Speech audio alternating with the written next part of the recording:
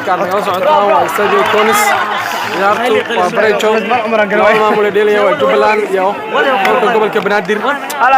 Jubbaland iyo xulka gobolka Banaadir ciyaartu waxay ku saleysan tahay waa koobka maamul goboleedyada dalka Soomaaliya waxa lagu qabanayaa waa magaalada Muqdisho ee caasimadda dalka Soomaaliya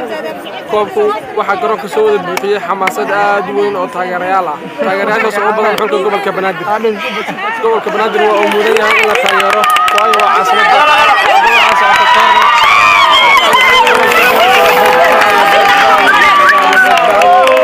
xulka gobolka Banaadir aad iyo aad ayuu badbaadinaysaa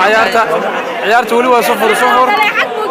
waxa gacanta cagta ku haya xulka gobolka Jubbaland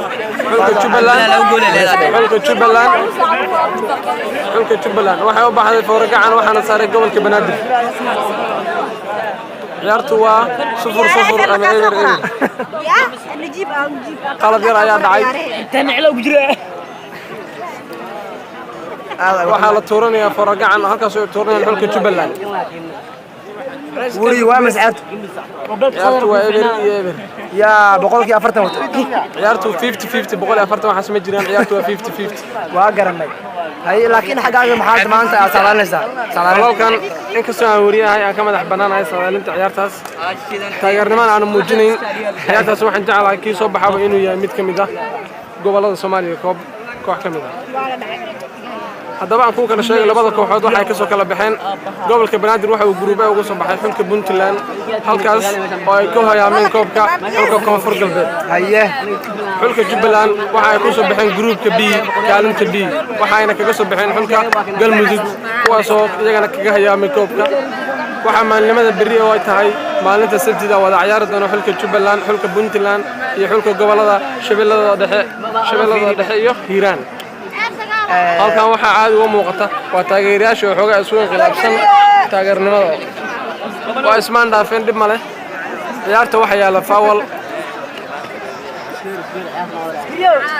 faawal ayaa yaala oo xulka gobolka Banaadir faawalkaas oo geystay balaayir kamid ah balaayirada kooxda Jubbaland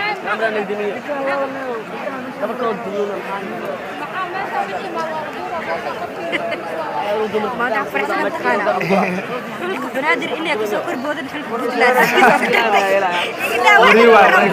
dadiyowga halkaas iga muuqda waa taageerayaasha xulka gobolka Banaadir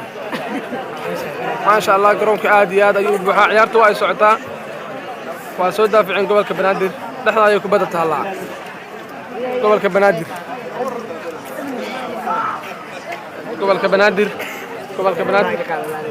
kubadaas waxa u baxday foora gacan oo uu soo tuuranayo xulka gobolka Jubbaland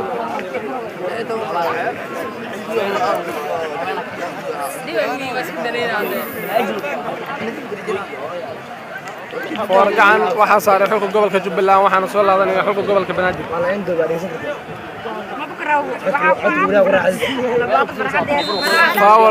faawal kubada dhexda ayay taallaa waxaana faawalkaas geystay xulka gobolka Banaadir ciyaartu waxa ay ku socotaa eber waxaan rajaynaynaa inay noqon doonto kooxda soo baxday inay u gudubto finaal kooxda kale isaga hayaamayso gobolka ay ka timid iyo meesha ay ka timid sadaalintu waxaan jeclahay inay noqon doonto finaal inay isugu soo baxaan xulkii gobolka hore lugtii hore galgalay barbaraha oo xulka Puntland iyo xulka gobolka Banaadir la socod wanaagsan